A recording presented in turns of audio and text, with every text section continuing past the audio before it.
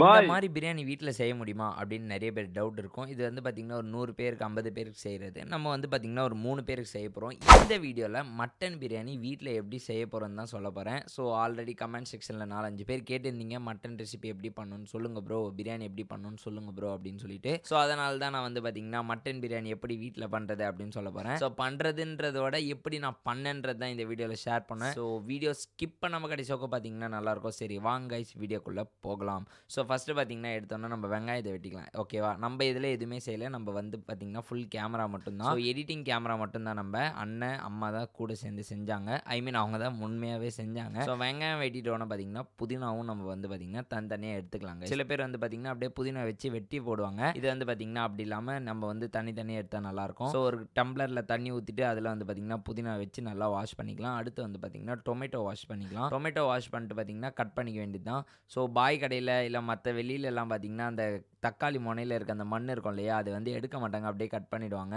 Sometimes நானே அந்த மாதிரி பண்ணியிருக்கேன். பட் அது எடுக்கிறது தான் சேஃபு. நமக்காக தாங்க சின்ன ஒரு ஒரு 2 செகண்ட் ஆகும்போது அதுக்கு சோம்பேறி பண்ண வேணாம். ஸோ இந்த மாதிரி வந்து பார்த்தீங்கன்னா தக்காளியும் வெட்டிக்கணும். அதுக்கப்புறம் வந்தீங்கன்னா கருவேப்பிலை கைஸ், கருவேப்பிலையா கொத்தமல்லியா, சாரி கொத்தமல்லி, இது கொத்தமல்லியும் பார்த்தீங்கன்னா வெட்டிக்கலாம். இதுவும் தனித்தனியாக பிரிக்கலாம். பட் வெட்டிக்கிறது இது ஓகேவாக தான் இருக்கும். ஸோ எல்லாத்தையும் தனித்தனியாக ஒரு பிளேட்டில் எடுத்து வச்சுக்கோங்க.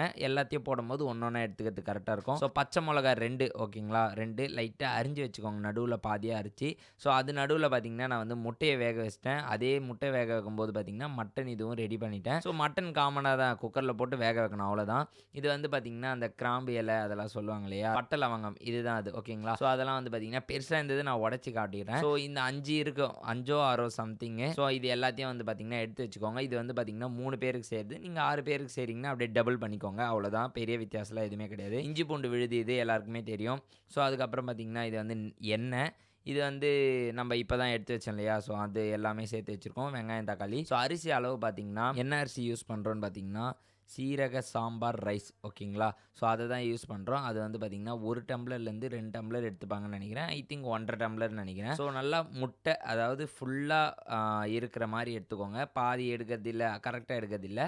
அது ரொம்ப கொஞ்சம் கீழே கொட்டணும் ஓகேங்களா. அந்த மாதிரி எடுத்துகிட்டு ஸோ இன்னொரு வாட்டி பார்த்திங்கன்னா 3/4 டம்ளர் எடுத்துக்கோங்க. ஸோ 3 பேருக்கு பர்ஃபெக்டாக வரும்னு நினைக்கிறேன். 3/4 to 1/2 டம்ளர். அது வந்து பார்த்திங்கன்னா 1/2, அதாவது எவ்வளோ அரிசி இருக்கோ அந்த அளவுக்கு தண்ணி ஊற்றிட்டிங்கன்னா நீங்கள் வந்து அது ஊறுறதுக்கு கரெக்டாக இருக்கும்னு சொல்லுவாங்க. ஸோ அந்த மாதிரி பார்த்திங்கன்னா தனியாக எடுத்து வச்சுக்கோங்க ஓகேங்களா. எனக்கு தெரிஞ்சு இந்த ரெசிபி பற்றிலாம் எனக்கு எதுவுமே தெரியாது. அம்மா சொல்ல சொன்னாங்கன்னு சொல்கிறது தான் நான் சொல்கிறேன். ஸோ ஏதாவது தப்பாக இருந்தால் மன்னிச்சுக்கோங்க. ஸ்டவ் வந்து பார்த்திங்கன்னா நம்ம அடுப்பை பற்ற வச்சுக்கலாம். எண்ணெய் ஊற்றிக்கலாம். எண்ணெய் ஊற்றிட்டோன்னா பார்த்தீங்கன்னா 3லேருந்து 2 கரண்டி எண்ணெய் ஊற்றிக்கலாம் ஓகேங்களா. 2, 3 கரண்டி ஊற்றிக்கலாம். ஸோ வெங்காயத்தை வந்து பார்த்திங்கன்னா தனித்தனியாக கையில் பிசைஞ்சு போடணும். அப்படியே போடக்கூடாது. கையில் வந்து பார்த்திங்கன்னா வெங்காயம் பிசைஞ்சு போடணும். எண்ணெய் காயறதுக்கு முன்னாடியே போட்டுடணும். ஸோ எண்ணெய் காஞ்சோன்னே போடுறது இல்லை, எண்ணெய் காய்ஞ்சினே இருக்கும்போது போட்டுருங்க. ஸோ அதுக்கப்புறம் பார்த்திங்கன்னா அந்த லவங்க பட்டை எல்லாத்தையும் எடுத்து போட்டுருக்கோங்க. அது எல்லாத்தையும் போட்டிங்கனாலே அந்த ஸ்மெல் வர ஆரம்பிச்சிடும். பிரியாணிக்கு மோஸ்ட்லி தரதே அந்த ஸ்மெல்லு தான். ஸோ அது வர ஆரம்பிச்சிடும். எண்ணெய் கையிலே கலந்துட்டு இருந்தால், ஸோ கரண்டி குத்தோன்னா கரண்டியில் கலந்தா, ஸோ கரண்டியில் வந்து பார்த்திங்கன்னா நல்லா கலருங்க. இதுதான் ஆக்சுவலாக பார்த்தீங்கன்னா ஒரு 30லேருந்து 20 மினிட்ஸ் கிட்ட ஆகும். நல்லா அது கருப்பில்லை ஒரு ஆரஞ்சு கலரில் வரதுக்கு பார்த்தீங்கன்னா கண்டிப்பாக லேட் ஆகும். அது வந்தால் தான் டேஸ்ட் வரும். நிறைய பேர் லைட்டாக வெந்தோடனே தக்காளி அடுத்து போட்டுனே வந்துடுங்க. இந்த வாட்டி ஒரே ஒரு வாட்டி நான் சொன்ன மாதிரி இந்த வீடியோ பார்த்து பண்ணி பாருங்கள், கண்டிப்பாக டேஸ்ட் மாறும். இந்த கலர் வந்தோடனே பார்த்தீங்கன்னா கொத்தமல்லி ஆட் பண்ணிக்கலாம். கொத்தமல்லி ஆட் பண்ணி ஒரு 2 to 3 செகண்டில் பார்த்தீங்கன்னா புதினாவும் ஆட் பண்ணிக்கோங்க. அப்போ தான் அந்த டேஸ்ட்டு ஸ்மெல் எல்லாமே ஒன்றா வரும் ஓகேங்களா. சில பேர் இது போட்டு ஒரு 5 நிமிஷம் வதக்கிட்டு அதுக்கப்புறம் இதை போடுவாங்க. அந்த மாதிரிலாம் இல்லாமல் டேரெக்டாக எல்லாத்தையும் ஆட் பண்ணிக்கோங்க.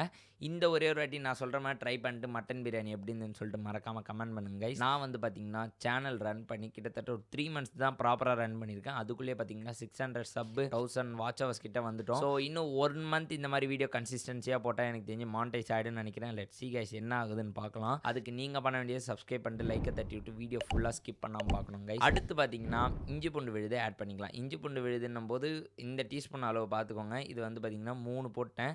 3 போட்டு பத்தலைன்னும் போது தான் நான் கொஞ்சோண்டு எக்ஸ்ட்ரா போட்டேன். உங்களுக்கே தெரியும் அந்த அளவு எவ்வளோ வரணும்னு சொல்லிட்டு. இப்போ 6 பேருக்கு சமைக்கிறீங்கன்னா இதே 7 டீஸ்பூன் போட்டுக்கோங்க. ஏன்னா நான் 3 போட்டிருப்பேன், கொஞ்சம் ஆட் பண்ணேன், அதை நான் எடிட்டில் எடுத்துட்டேன். ஸோ அதெல்லாம் முடிச்சிட்டோன்னா வேறு என்னென்ன ஆட் பண்ணணும்னு சொல்லிட்டு இந்த வீடியோவில் நான் ஃபுல்லாக காமிச்சிட்டே வருவேன். அந்த எண்ணெய் தனித்தனியாக பிரிஞ்சு வரும் பாருங்கள், அதுதான் மெயின். அப்போ வரும்போது தான் நீங்கள் வந்து இதெல்லாம் ஆட் பண்ணணும். மிளகாத்தூள் வந்து பார்த்திங்கன்னா இந்த மாதிரி தனியாக வந்தோன்னே ஆட் பண்ணிக்கோங்க. ஆட் பண்ணிவிட்டு நல்லா கலந்துக்கோங்க. நல்லா கலந்த உடனே உங்களுக்கு ஸ்மெல்லு வந்து பார்த்திங்கன்னா டிஃப்ரென்ஸ் தெரியும். உடனே பச்சை மிளகா போட்டுக்கோங்க. பச்சை மிளகா போட்டிங்கனாலே அந்த ஸ்மெல் வந்து பார்த்திங்கன்னா உங்களுக்கு நல்லாவே டிஃப்ரென்ஸ் தெரியும் கண்டிப்பாக. அதுக்கடுத்து பார்த்திங்கன்னா 1 கப் அளவு தயிர் இருக்கு இல்லையா? ஸோ நாங்கள் வந்து பார்த்திங்கன்னா மாட்டு பால்லேருந்து எடுத்த தயிர் தான் யூஸ் பண்ணுறோம். நீங்கள் பேக்கெட் பாலோ அது உங்கள் விஷயம் தானே யூஸ் பண்ணிக்கலாம். ஸோ அந்த தயிர் வந்து பார்த்திங்கன்னா யூஸ் பண்ணிக்கோங்க. 1 கப்பு தயிர். இதை கலக்கும் போதே பார்த்திங்கன்னா மசாலா அந்த ஃப்ளேவர் வந்துடும். ஓகேங்களா? ஸோ மசாலா மாதிரியே அது பார்க்கும்போது தெரிஞ்சிடும். இதுக்கப்புறம் பார்த்திங்கன்னா ரொம்ப பெரிய வேலைலாம் இல்லை. ரொம்ப ஈஸியாகவே முடிச்சிடலாம். ஸோ ஆல்ரெடி சொன்ன மாதிரி தாங்க யாராவது சேனலுக்கு புதுசாக இருந்தீங்கன்னா மறக்காமல் சப்ஸ்கிரைப் பண்ணிக்கோங்க. சப்ஸ்கிரைப் பண்ணிங்களா நல்லா கலந்துனே இருங்க. நல்லா கலந்துட்டோன்னு பார்த்தீங்கன்னா தக்காளி இருக்கும். தக்காளி வந்து பார்த்தீங்கன்னா ஆட் பண்ணிக்கோங்க. நம்ம வெட்டி வச்சிருந்த தக்காளி வந்து பார்த்தீங்கன்னா இப்போ தான் ஆட் பண்ணணும். நிறைய பேர் வெங்காயம் ஆட் பண்ணோன்னே தக்காளி ஆட் பண்ணியிருப்பீங்க. ஸோ அந்த மாதிரி இல்லாமல் இந்த மாதிரி இந்த வாட்டி பண்ணி பாருங்கள். ஆட் பண்ணணும் உப்பு கைஸ். கல் உப்பு 1 கை அளவு. இப்போ நான் எடுத்த அளவு போட்டிங்கன்னா வந்து 3 பேருக்கு கரெக்டாக இருக்கும். ஓகேங்களா? நீங்கள் எவ்வளோ பேர் பண்ணுறீங்களோ அதுக்கேற்ற மாதிரி கொஞ்சம் கொஞ்சம் இன்க்ரீஸ் பண்ணிக்கோங்க. ஸோ 3 பேருக்கு பண்ணால் இந்த மாதிரி தான் பண்ணணும். ஸோ ஸ்டவ் வந்து பார்த்தீங்கன்னா லைட்டாக ஸ்லோ பண்ணிக்கோங்க. ஸ்லோ பண்ணிட்டு நல்லா கலக்க ஆரம்பிச்சிங்கனாலே போதும். குறிப்பிட்ட டைமில் பார்த்தீங்கன்னா உங்களுக்கு கலர் டிஃப்ரென்ஸ் வந்துடும். இந்த மாதிரி நான் காமிச்ச மாதிரி வந்த உடனே பார்த்தீங்கன்னா மட்டன் இருக்கு இல்லையா? அது வந்து ஆல்ரெடி வேக வச்சுருப்போம். அது வந்து பார்த்திங்கன்னா போட்டுக்கோங்க. ஸோ போட்டு நல்லா கலக்க வேண்டியது தான் கைஸ். மட்டன் போட்டோன்னா நல்லா கலந்துகிட்டே இருக்க வேண்டியது தான். அதுக்கப்புறம் அரிசி ஊற வச்சுருப்போம் இல்லையா? அதாவது வாஷ்லாம் பண்ணிவிட்டு அரிசி ஊற வச்சுருப்போம் இல்லையா? அந்த அரிசி தண்ணியை வந்து பார்த்திங்கன்னா நம்ம ஆட் பண்ணிக்கணும். நார்மல் தண்ணி ஆட் பண்ணுறதோட இதை ஆட் பண்ணிங்கன்னா டேஸ்ட் கொஞ்சம் டிஃப்ரென்ஸ் வரும். அதனால தான் ஓகேங்களா? மற்றபடி ஒன்றும் கிடையாது. அந்த தண்ணி வந்து பார்த்திங்கன்னா நல்லா ஆட் பண்ணிக்கோங்க. ஆட் பண்ணிட்டு பார்த்திங்கன்னா திருப்பி வந்து ஸ்டவ்வு கொஞ்சம் ஹை வால்யூம் வச்சுட்டு மூடிட்டு போக வேண்டியது தான் கைஸ். கொஞ்ச நேரம் கழிச்சு தான் இதுக்கு வேலையே. ஓகேங்களா? ஒரு 10 மினிட்ஸ் கரெக்டாக 10 நிமிஷம் தான். 10 நிமிஷம் கழிச்சு பார்த்தீங்கன்னா இந்த மாதிரி வர ஆரம்பிச்சிடும். வந்தோடனே எடுத்திங்கனாலே போதும். அப்படியே மட்டன் வாசனை வரும் உங்களுக்கு. ஆனால் இதை வச்சு ஒன்றும் பண்ண முடியாது இல்லையா? ஸோ அரிசி ஆட் பண்ணோம். ஸோ ஊற வச்ச அரிசி இருக்கு இல்லையா? பாஸ்மதி அரிசியோ ஏதோ ஒரு அரிசி சொன்னேன் இல்லையா? அந்த அரிசியை வந்து பார்த்திங்கன்னா இதில் வந்து போட்டுக்கோங்க. பாஸ்மதி அரிசி தான் நினைக்கிறேன். ஸோ அந்த அரிசியை வந்து பார்த்திங்கன்னா இதில் போட்டுக்கோங்க. அது ஃபுல்லாகவே போட்டுடலாம். போட்டு பார்த்திங்கன்னா நல்லா கலரலாம் தெரியும். ஏன்னா பெரிய அரிசியாக இருந்தால் உடஞ்சிரும். நார்மலாக இருக்கும்போது அது உடையாது. ஓகேங்களா? ஸோ நல்லா கலந்துக்கோங்க. நல்லா கலந்துட்டோன்னு பார்த்தீங்கன்னா கூட கொஞ்சோண்டு ஒரு பவுடர் மாதிரி ஆட் பண்ணியிருப்பேன். அது ஒன்றும் இல்லை, கரம் மசாலா தான். வீட்டில் செஞ்ச கரம் மசாலா. நீங்கள் பேக்கெட் வாங்காமல் வீட்டிலேயே செஞ்ச கரம் மசாலா ஆட் பண்ணிங்கன்னா இன்னும் கொஞ்சம் டேஸ்ட் மாறும். அவ்வளோதான். ஓகேங்களா? ஸோ அந்த மசாலாவையும் ஆட் பண்ணிட்டிங்கன்னா கடைசியாக பிரியாணி ஆல்மோஸ்ட் ரெடி. இப்போ பண்ண வேண்டியதெல்லாம் எல்லாம் ஒன்று தான் டம் பிடிக்க வைக்கணும். ஸோ அது எல்லாருக்கும் தெரியும் எப்படின்ட்டு. ஸோ நார்மலாக குக்கர் க்ளோஸ் பண்ணிட்டு டம் பண்ணுங்கள். இல்லை நீங்கள் டபரால் செஞ்சிங்கன்னா அந்த கறி வந்து பார்த்திங்கன்னா மேலே வச்சுக்கோங்க. நல்லா இது வந்து பார்த்திங்கன்னா கொதிக்க வச்சோன்னா டம் பிடிச்சிட்டு எடுத்திங்கன்னா mutton biryani ready guys. So உண்மையிலே பார்க்கும்போது செம்மையாக இருக்கும். நீங்கள் எடுத்து சாப்பிட்டிங்கன்னா கண்டிப்பாக டேஸ்ட் இருக்கும். கொஞ்சம் தண்ணியாக இருக்கிற மாதிரி ஃபீல் ஆச்சுன்னா இன்னும் கொஞ்சம் டம் வச்சுக்கோங்க. அது உங்கள் பர்சனல் தான். டம்மு டேரெக்டாக வைக்காமல் இந்த தோசைக்கல் மாதிரி இருக்கு இல்லையா? ஸோ அது மேலே வச்சிங்கன்னா வந்து பார்த்திங்கன்னா டம் நல்லா பிடிக்கும். ஓகேங்களா? ஸோ அந்த மாதிரி ட்ரை பண்ணி பாருங்கள். ஸோ தோசைக்கல் கீழே அடுப்பு வச்சுட்டு அடுப்புக்கு மேலே தோசைக்கல் வச்சுட்டு அதுக்கு மேலே இந்த குக்கர் வச்சு டம் வச்சிங்கன்னா ஈஸியாக இருக்கும். இதே நீங்கள் அடுப்பில் செய்கிறீங்க, அதாவது அந்த குண்டாவில் செய்கிறீங்கன்னா டேரெக்டாக இப்படியே வச்சுட்டு அது மேலே கறி போட்டுக்கலாம். ஸோ அவ்வளோதான் கைஸ். இந்த சான்ஸில் பார்த்தீங்கன்னா நான் போய் வாழை இலை பறிச்சுட்டு வந்தேன். வாழை இலை பறிச்சுட்டு வந்ததுன்னா அதில் சாப்பிட முடியும்னு சொல்லிட்டு பக்கத்து வீட்டில் தெரியாமல் போய் பறிச்சிட்டேன்.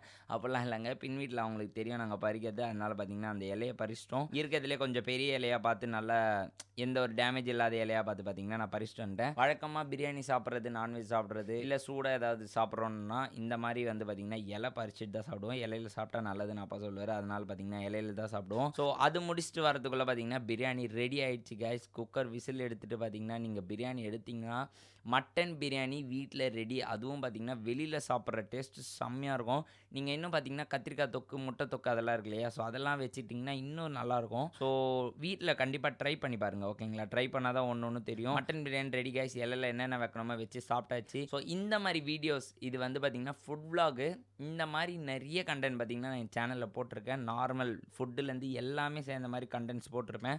ஸோ அந்த மாதிரி கண்டென்ட்ஸ்லாம் வேணும்னா நீங்கள் பண்ண வேண்டிய ஒன்று தான் சப்ஸ்கிரைப் பண்ணி பெல் நோட்டிஃபிகேஷன் ஆன் பண்ணிங்கன்னா தான் நோட்டிஃபிகேஷன் வரும். சரி, உங்களுக்கு டிஸ்டர்ப் ஆகும் பெல் நோட்டிஃபிகேஷன் ஆஃப் பண்ணிங்கன்னா கூட பிரச்சனை கிடையாது. பட் உங்களுக்கு யூடியூப்பில் ரெக்கமெண்ட் ஆகும் போது ஒரு 2 to 3 டைம்ஸ் ஏதாவது ஒரு வீடியோ நீங்கள் பார்த்தீங்கன்னா தான் அடுத்து நம்ம சேனலோட வீடியோஸ் அப்லோட் ஆகும். ஓகேங்களா? ஸோ மட்டன் நல்லா நல்லா சாஃப்டாகவே இருந்தது. அண்ணன் பார்த்தீங்கன்னா சாப்பிட்டு சூப்பராக இருக்குன்னு சொன்னார். அடுத்த வீடியோவில் பார்க்குற டாடா பாபா காய்ஸ். நான் உங்கள் தேவேஸ்வர்.